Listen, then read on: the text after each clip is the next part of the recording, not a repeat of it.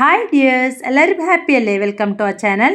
നമ്മളിപ്പോൾ എവിടേക്കാണ് പോകുന്നതെന്നറിയോ? ചിറ്റൂർക്കാവിലേക്കാണ് പോകുന്നത്. നാളെയാണ് കൊങ്ങൻപട. ചിറ്റൂർക്കാവും പഴയന്നൂർക്കാവും എല്ലാം നവീകരിച്ച് ഭംഗിയാക്കിയിട്ടുണ്ട്. കൊങ്ങൻപടയുടെ ചരിത്രപ്രകാരം 1023 വർഷം പഴക്കമുള്ള ഒരു വലിയ ചരിത്രത്തിന്റെ ഭാഗമാണ് ചിറ്റൂർക്കാവും പഴയന്നൂർക്കാവും. മനോരമ പേപ്പറിൽ നിന്നും കിട്ടിയ അറിവാണ്. നൂറ്റാണ്ടുകൾക്ക് മുൻപ് നടന്ന യുദ്ധവും അതിനോടനുബന്ധിച്ചുള്ള ചടങ്ങുകളുടെ ഓരോ ഘട്ടവും അതിന്റെ തനിമ ചോരാതെ അതേപടി പുനരാവിഷ്കരിക്കപ്പെടുന്നു എന്നതാണ് കൊങ്ങൻപട ഉത്സവത്തെ മറ്റു ഉത്സവങ്ങളിൽ നിന്നും വേറിട്ട് നിർത്തുന്നത്. കേരളത്തിലെ രണോത്സവങ്ങളിൽ പേരുകേട്ടതാണ് പാലക്കാട്ടെ ചിറ്റൂരിലെ കൊങ്ങൻപട. പണ്ടുകാലത്ത് ചരക്കുകൾ കൈമാറ്റം ചെയ്തിരുന്ന സമയത്ത്, അതായത് ബാർട്ടർ സിസ്റ്റം നിലനിന്നിരുന്ന കാലത്ത്, കൊങ്ങ രാജ്യത്തിലെ ആളുകൾ അവരുടെ നാട്ടിലുണ്ടാകുന്ന ചരക്കുകൾ ചിറ്റൂരിൽ കൊണ്ടുവന്ന് ഫലഭൂയിഷ്ടമായ നമ്മുടെ നാട്ടിലെ സാധനങ്ങൾ കൈമാറ്റം ചെയ്യാറാണ് പതിവ്. ഒരു പ്രാവശ്യം ഇതുപോലെ കുറെ സാധനങ്ങളുമായി കൊങ്ങരാജാവിന്റെ ആളുകൾ ചിറ്റൂരെത്തി. പുഴ കടന്ന് പട്ടഞ്ചേരിയിൽ പോയി സാധനങ്ങൾ വിൽക്കാനായിരുന്നു അവരുടെ പ്ലാൻ. രാത്രി പുഴയോരത്ത് ചരക്കുമായി അവർ വിശ്രമിക്കുമ്പോൾ പെട്ടെന്ന് പുഴയിൽ വെള്ളം വന്നു. ചരക്കുകളെല്ലാം ഒലിച്ചുപോയി. പക്ഷെ ഈ കാര്യം കൊങ്ങരാജാവിന്റെ പ്രധാനമന്ത്രിയോട് പറയാൻ അവർക്ക് ധൈര്യം വന്നില്ല.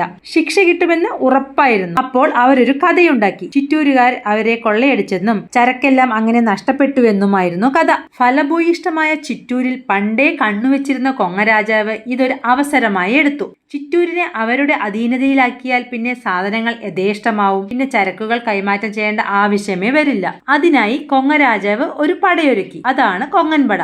പാലക്കാട് രാജാവ് കൊച്ചി രാജാവിന്റെ സഹായത്തോടെ പടയ്ക്ക് അണിചേർന്നു. പക്ഷെ ചിറ്റൂരിന് ആ യുദ്ധത്തിൽ ഒരുപാട് നഷ്ടമുണ്ടായി. ചിറ്റൂരിലെ ആളുകൾ ചിറ്റൂരിന്റെ കാവലമ്മയായ ഭഗവതിയെ അഭയം പ്രാപിച്ചു. ചിറ്റൂരമ്മ രൗദ്രരൂപം പ്രാപിച്ച് കൊങ്ങരാജാവിനെ കൊന്നെന്നാണ് വിശ്വാസം. പിന്നീട് ദേവിക്ക് പഴയ രൂപം കൈവരിക്കാനായില്ലത്രേ. യുദ്ധത്തിന് ശേഷം പാലക്കാട് രാജാവ് കൊച്ചി രാജാവിന് വിട്ടുകൊടുത്ത സ്ഥലമാണ് ഇത്.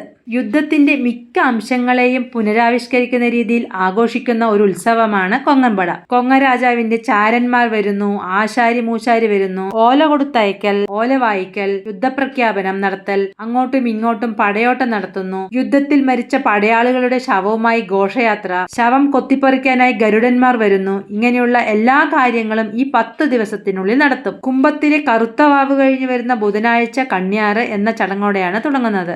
ഫലം പ്രവചിക്കാൻ പറയ സമുദായത്തിന് അവകാശം കൊടുത്തതാണ് കണ്യാറ്. ഇതൊക്കെയാണ് ഞാൻ കേട്ടറിഞ്ഞ കഥകൾ. നിങ്ങൾക്ക് കൂടുതൽ എന്തെങ്കിലും അറിയുമെങ്കിൽ കമന്റായി ഒന്ന് അറിയിക്കണേ. ആണൻ, പാട്ടി, ആശാരി, മൂശാരി, ചക്കക്കള്ളൻ, മാങ്ങാക്കള്ളൻ, കട്ടിൽ ശവം എഴുന്നള്ളത്ത്, കളരി പഠിപ്പിക്കാൻ ആശാന്മാർ വരുന്നത് എല്ലാം ആചരിക്കുന്നുണ്ട് ഇവിടെ. ചിറ്റൂരമ്മ യുദ്ധം കഴിഞ്ഞ് വന്ന് വാൾവെച്ച് വിശ്രമിച്ചെന്ന് പറയുന്ന വാൾവെച്ച പാറയിൽ തുടങ്ങും എഴുന്നള്ളത്ത്. വൈകുന്നേരത്തുള്ള പ്രധാന എഴുന്നള്ളത്തിന്റെ ഏറ്റവും മുൻപന്തിയിൽ നിൽക്കുന്നത് പുലയ സമുദായത്തിലുള്ള ആളുകൾ, പനകയറ്റം നടത്തിയിരുന്ന ആളുകൾ. കൊങ്ങന്റെ പട വരുന്നത് പനയുടെ മുകളിൽ നിന്ന് കണ്ട് അത് അറിയിക്കാനായി ഭഗവതിയുടെ അടുത്തേക്ക് അവരുടെ അതേ വേഷത്തിൽ വന്നു എന്നാണ് പറയപ്പെടുന്നത്. അവരാണ് ഈ വേല നയിക്കുന്നത്. ഇളം കോലം എഴുന്നള്ളത്ത് എന്നൊന്നുണ്ട്. കോലക്കുട്ടികൾ. യുദ്ധത്തിന് മുൻപ് പെൺകുട്ടികൾ ആൺകുട്ടികളുടെ വേഷത്തിലും ആൺകുട്ടികൾ പെൺകുട്ടികളുടെ വേഷത്തിലും വരാൻ ഭഗവതി നിർദ്ദേശിച്ചു എന്നാണ് പറയപ്പെടുന്നത്. ഇതൊക്കെയാണ് എനിക്കറിയുന്ന കാര്യങ്ങൾ. നമ്മൾ അവിടെ നിന്നും തിരിച്ചു ഒരു കുളമുണ്ട് ഇവിടെ. അതിനടുത്താണ് വണ്ടി പാർക്ക് ചെയ്ത്. അതും എടുത്ത് നേരെ വീട്ടിലേക്ക്. കൂട്ടുകാരെ, നിങ്ങൾക്ക് ഈ വീഡിയോ ഇഷ്ടമായെങ്കിൽ ലൈക്കും ഷെയറും കമന്റും ചെയ്യാൻ മറക്കരുത്.